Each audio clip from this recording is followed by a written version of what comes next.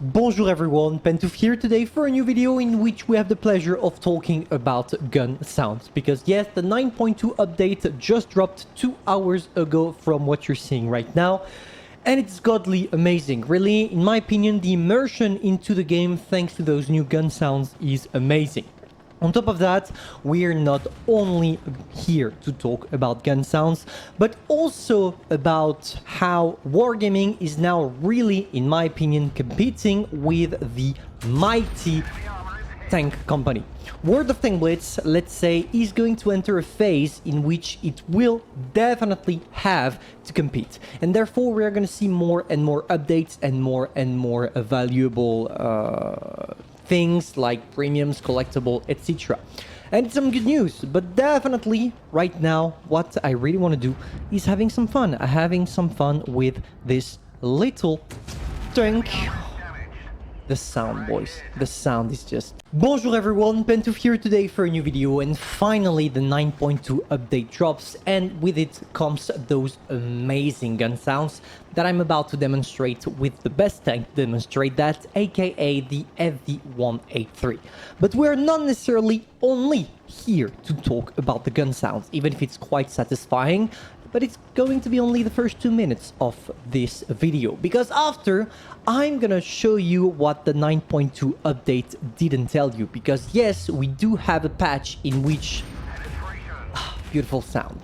I was saying, in which Wargaming is going to give you a quick resume about what happened during the 9.2 update, what they implemented, what they nerfed, what they buffed, what they added in terms of mechanic, in terms of sound, graphic system, etc, etc.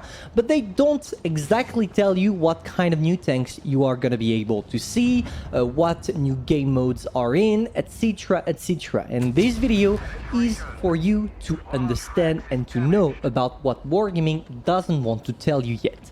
But in the first time, let's appreciate the work on the gun sounds. I'm just gonna shut for like 10 seconds right now.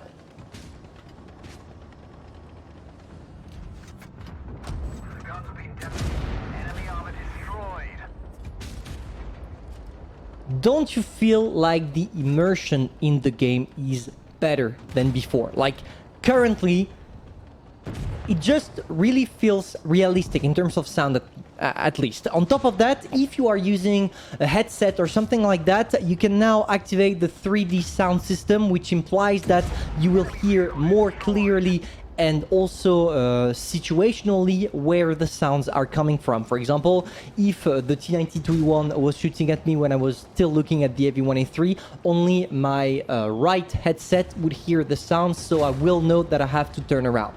And this can be a crazy advantage for many players. But for the rest, even if you're not here to play competitively with a headset or anything like that, just being able to appreciate the work Wargaming put into those gun sounds, it's just amazing. It's amazing. And that's the final word for the gun sounds. Now let's go for the leak. First, the Italian tank destroyers are finally going to enter super testing or regular testing, because you're going to be able during the 9.2 update to see test players play with the tank you are seeing currently on screen. And the thing is, we have access not to the entire tank, but at least to the statistics, and the things are quite interesting, let's say, because when you take a look at the DPM, which is the main thing about a tank destroyer, it doesn't seem to be that high, only 2k DPM. But I'm gonna tell you why. This tank, unlike many others, is equipped with an auto reloading mechanism, which means that the first shell is gonna take ages to load, 20 seconds, but the second and the third one are not necessarily the hardest to get to, because it's only 7.6 seconds for the third shell for a reload between shots of only 3.5 seconds, which means that with this tank you are going to be able to shoot every 11 seconds if you are only using your third shell. And I'm going to tell you I'm going to tell it straight, this is exactly what Wargaming wants you to do with this tank. And if you do that, your DPM will automatically increase maybe to 3000, 3.2k DPM, something like this. Now, how do you want to use such a thing? Obviously, the main reason to play this tank is to play a little bit differently, but at least it will open some opportunities for you, because you either can burst all your shells if you are feeling threatened or something like this, or you can keep your shells to play a little bit more tactically in order to increase artificially your DPM. For the other statistics, let's say that I will have to wait for the tank to be implemented to really know if it's worth it, because for the top speed, it really feels slow, only going to 34 kilometers per hour at max with an average speed of 23 kilometers per hour. On top of that, the turn rate of both the hull and the turret is pretty low. So I don't know, guys. To be fair with you, for the moment, I couldn't tell you. Yes, the armor is crazy because at the front you have 240 without angling. So obviously with the angle this tank has, it's going to be impossible to penetrate the front without using gold shell and without being a tank destroyer. But let's say that at least it looks really original in terms of playstyle. And another tank that enters testing in the 9.2 update is the Astron Rex. So make sure to know when you have one in battle, because you are going to see this tank lurking around. It's pretty disappointing. I'm not going to tell you anything. It's just disappointing because the average damage is only 290 and you only have 3 shells in the magazine. But the only thing that made this tank crazy, in my opinion, once again, was that it was designed to get 5 shells in the magazine in order to really be able to burst a full tier 8 tank within one clip. It was Wargaming decision not to implement such a tank, which is understandable because at least it will make the game a little bit more enjoyable for the ones that would have get to deal with the wrath of the Astron Rex. But at the same time, it's a little bit disappointing because it's just going to be another regular premium auto-loading mechanism, and that's it. Nothing really new in terms of playstyle. And even if it's probably going to be a tank that is still relevant, I don't know, it's going to be just your average medium equipped with an auto-loading mechanism. I mean, the top speed is normal for a tank of that tier. The only crazy thing probably is the gun depression sitting at 8 degrees. Your average damage and burst ability is poor because you only have 3 shells in the magazine. Your ability to burst fast is completely destroyed by the fact that you have 3.5 seconds of reload between shells. I mean, in statistically talking, it's not a worthy tank, but let's hope for Wargaming to actually do something about the tank after the test for us to get something that looks like an Astron Rex, but also acts like an Astron Rex. Now, last tank for today, the Enforcer. It's going to be an event which I'm going to present tomorrow because here definitely I don't have time, but it's interesting for one simple thing. You will have the choice between 3 tanks. Here I'm just presenting to you the first one, which is the least interesting one, in order to hype you a little bit for what you are going to see tomorrow. But it's basically a Churchill MK6 equipped with a 122mm gun.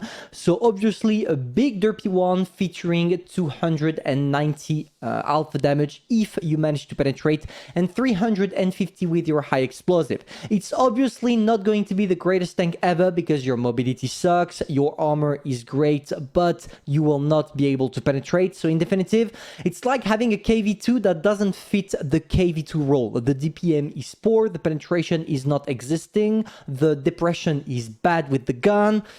It's definitely not going to be a tank worth it, but do not worry guys, something really spicy should come pretty soon. And finally, last tank, but quite interesting one, called the Enforcer.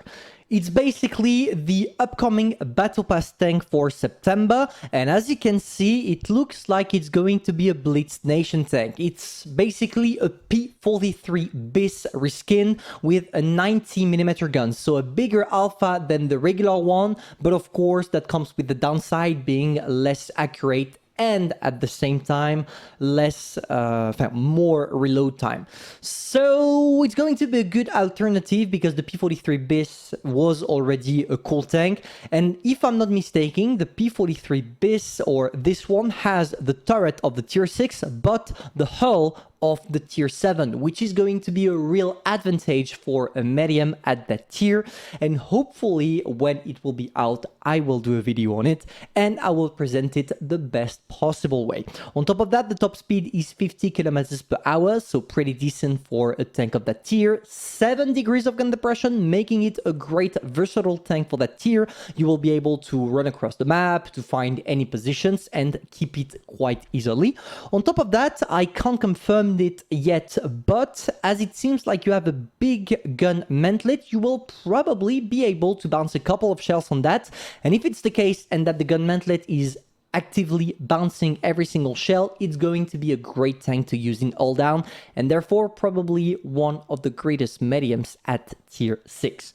For the other statistics, we are not necessarily gonna bother. You have 225 alpha damage with the gun. You will reload in nearly 9 seconds. If you equip it properly, you can probably go down to 8.5, but it's going to be enough for you to actively do damage to your opponents and probably frighten them to the point that they will not try to rush you or try to get you out of the place you're staying in. So that's it for today's, guys. If you want to check more details about the 9.2 update, you have all of them directly into the news section of the game. And I don't think that they changed, nerf, or buffed pretty much anything. They just reworked on the shell hit mark as well, something I forgot to mention in this video because I don't know, it's not necessarily something that is great enough for me. And some crazy camos that are finally available for everyone. The win picks for the AMX first prototype, the Gong B for the WZ121 GFT, and the burn for the K91. And so the other balance changes are right around the corner, because it seems like, yes, they touched the other tier 10 and many other tanks. Okay, my apologize, I didn't know about that. So what I'm gonna do is I'm gonna dive into it and obviously prepare some videos for you guys. Waiting for that to happen, I'm gonna see you soon for a new video, probably about the E50M, the brand new one, because it got reskinned, reworked in every single possible way. And hopefully I'm gonna see you soon for a new video. Bye.